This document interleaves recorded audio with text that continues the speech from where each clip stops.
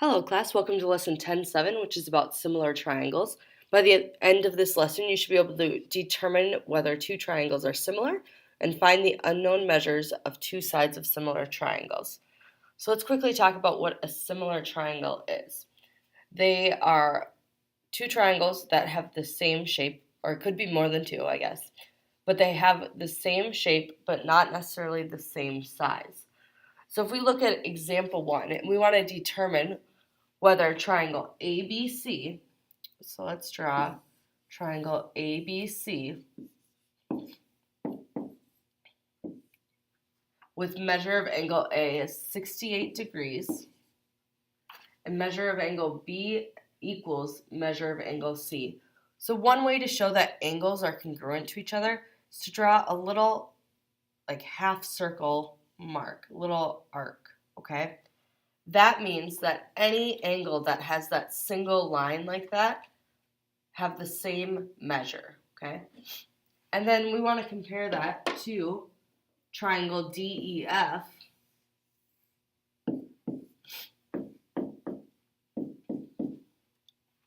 with measure of angle E equals measure of angle F. So E and F are the same, and they are 54 degrees. Okay, so you can see I put two different half circles or arcs inside those angles. That's because I don't know if measure of angle E and F are the same as B and C. So in order to know if two angles have the same measure, they have the same number of arcs drawn in the corner, okay? And then we want to justify our answer to finish determining whether triangle ABC is similar to triangle DEF. So in order for two triangles to be similar, all three angles have to be the same measure, okay?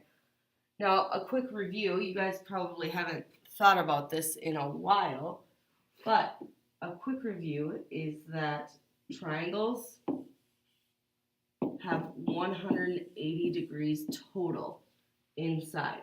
So if I'm looking at triangle ABC, I know that equals 180 degrees, and angle A is 68 degrees, plus I don't know what angle B is, and I don't know what angle C is, but I can figure it out. So what I can do is I can say 180 minus 68, that gives me 112. And then I have two x's, right? I have two angles that are the same, so I can divide by 2. Divide by 2, I get 56 equals x. So that means angle B is 56 and angle C is also 56. So if I look at that, angle B and C don't have the same measure as angles E and F. So that means triangle ABC is not similar to triangle DEF. So a quick little symbol lesson. When you draw a sideways S like that, this means similar. When you draw a slash through it, that means not similar. Okay, so triangle ABC is not similar to triangle DEF because we don't have congruent angles. All right, I want you to determine whether this pair of triangles are similar. Hopefully you ended up with the triangles are indeed similar.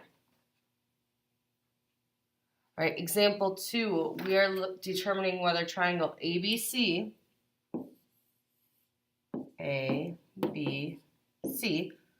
with AB equals 6, BC equals 16, and AC equals 20.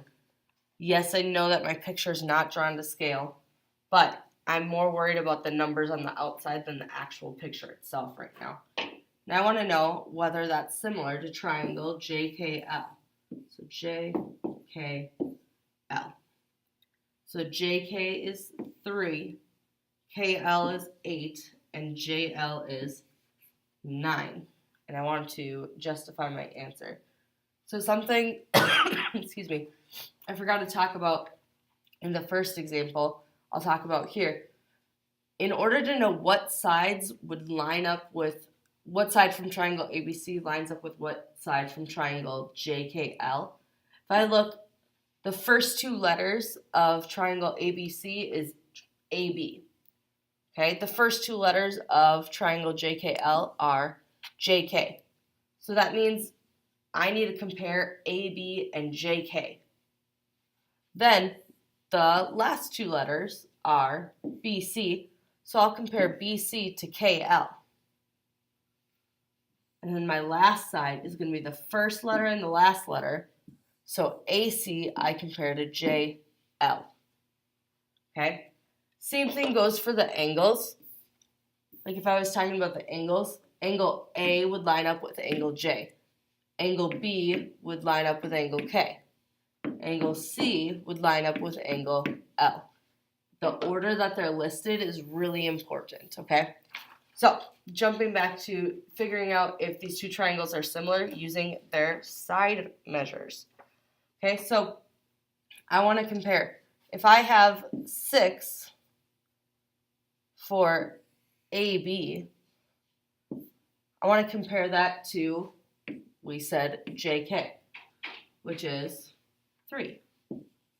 Okay, so if I take triangle ABC and I divide by 2, I get to triangle JKL.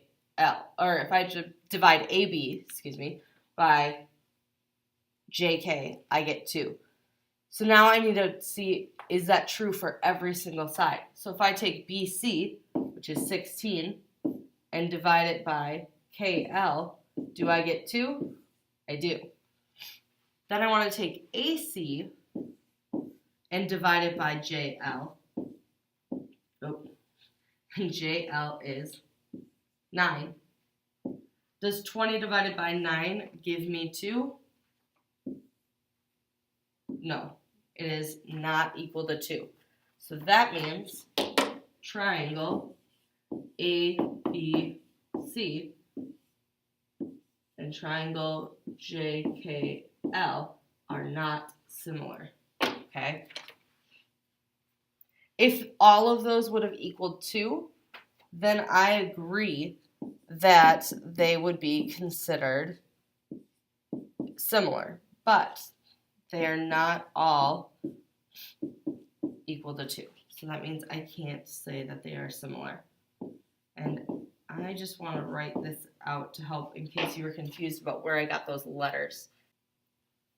All right, go ahead and determine whether the pair of triangles is similar. Good luck. Hopefully you got letter B, that the triangles are not similar. All right, let's look at example 3. And in example 3, we're finding the missing measures for the pair of similar triangles. So if we look at the first one over here on the left, I always start with the angles inside because I think angles are sometimes a little easier. But it's a total personal preference. If you guys are someone that wants to start with your side lengths first, go for it, okay? So here, I have an 87-degree angle, an 87. I have a 43, a 43. I have a 50, and then, oh look, I have an x. So I can say x equals 50, okay? And the reason I can do that is we're told that these are already similar. I'm not trying to prove they're similar. I already know they are. So then if I look at the side lengths, my 10 lines up with A, my 7 lines up with B, and my 8 lines up with 24. So I want to look for two measures where I have both numbers and no variables. So if I look at my 8 and my 24, I can think, what do I have to multiply 8 by in order to get to 24? I multiply by 3. So 8 times 3 equals 24. Okay, so this is the first triangle, second triangle. So then if I take 7 times 3, I get 21. So I can say B equals 21. And then if I take the last side, I say 10 times 3 equals 30. So A equals 30. So hopefully that doesn't seem too bad. Like I said, you could start with the sides or the angles first. If you start with the sides, make sure you look for the two sides that have the numbers, okay? Now, let's look at the problem over here on the left. This one tends to be a little more confusing sometimes because we have a triangle inside a triangle, right? We have our purple triangle, and then we have kind of our blue triangle. So if I look, I can see that 7 is the bottom of my purple triangle, and 11 is the bottom of my blue triangle. And I can set up a ratio or a proportion, I guess. Not a ratio, a proportion to determine what x is. So if I look, 5 is on the purple triangle, so I'm going to put it on the same level as the 7. And my x is on the blue triangle, so I'm going to put it on the same level as the 11. Now I can cross multiply, so I get 55 equals 7x. Now for those of you that prefer to write it the other way and say 7 and 5 up top, will you get the same answer? If I cross multiply, I get 7x equals 55. So it doesn't matter which way you set it up as long as you keep the same triangles on the same levels, okay? So notice I put the purple triangle either all on top or all on bottom. Put the blue triangle all on top or all on bottom.